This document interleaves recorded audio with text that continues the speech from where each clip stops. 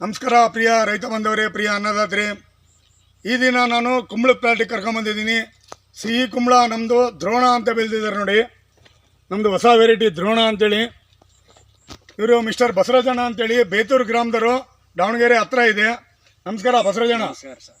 ನೀವು ದ್ರೋಣ ಎಷ್ಟು 9 packet ಹಾಕಿದ್ರಣ್ಣ? 9 packet. ಎಷ್ಟು ದಿನ ಆಯ್ತಣ್ಣ ಹಾಕಿ? ನಿಮ್ಗೆ ತಿಂಗಳ ಮೇಲೆ 5 ದಿವಸ ಆಗಿತ್ತು ಸರ್. ತಿಂಗಳ ಮೇಲೆ 5 ದಿನ ಆಯ್ತು ನೋಡಿ. ಬಳ್ಳಿ ತೋರ್ಸಮ್ಮ. ತಿಂಗಳ ಮೇಲೆ 5 ದಿನ ಆಯ್ತು ನೋಡಿ. ಬಳ್ಳಿ ನೋಡಿ ಹೆಂಗಿದೆ. ಒಂದು ತಿಂಗಳ ಮೇಲೆ 5 ದಿನ ಆಗೈತೆ. ಸಾಲಿಂದ ಸಾಲಿಗೆ 9 ಅಡಿ. ಓಕೆ. ಸಾಲಿಂದ ಸಾಲಿಗೆ 9 ಅಡಿ ಐತಣ್ಣ. ಬೀಜದಿಂದ ಬೀಜಕ್ಕೆ ಎಷ್ಟು ಇಟ್ಟಿರೋಣ? ಬೀಜದ ಬೀಜಕ್ಕೆ ಒಂದು ಮೊಳಕ್ಕೊಂದು ಇಟ್ಟಿದ್ದಾರೆ ಬೀಜದಿಂದ ಬೀಜಕ್ಕೆ. ಈ ಬಳ್ಳಿ ನೋಡಿ ನಿಮಗೆ ಎಷ್ಟು ಇಳುವರಿ ಬರ್ತದಂತ ನಿಮಗೆ ಅನ್ಸತ್ತಣ್ಣ? 14 ರಿಂದ 15 ಟನ್ ನಮಗೆ ದರಿದ್ರಕ್ಕೆ ಬರುತ್ತೆ. 15 ಟನ್ನು ದರಿದ್ರಕ್ಕೆ ಬರ್ತದೆ ಅಂತ ಹೇಳ್ತಿದ್ದಾರೆ ಬಸವರಾಜಣ್ಣವರು. 100% ಅಣ್ಣ.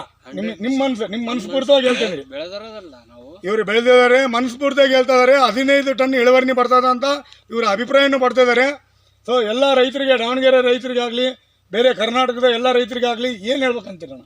ನಾವು ಹಾಕ್ರಿ ಸರ್, ಚೆನ್ನಾಗಿ ಬರ್ತೈತಿ ಅಂತಾನೆ ಹೇಳೋದು ಸರ್. ಇವತ್ತು ನೀವು ಭೀಷ್ಮ ಕೂಡ ಹಾಕಿದ್ರಲ್ಲ? ಭೀಷ್ಮನ 14 ಟನ್ ತಗದ್ವಿ. ಓಕೆ, 1 ಎಕರೆಗೆ.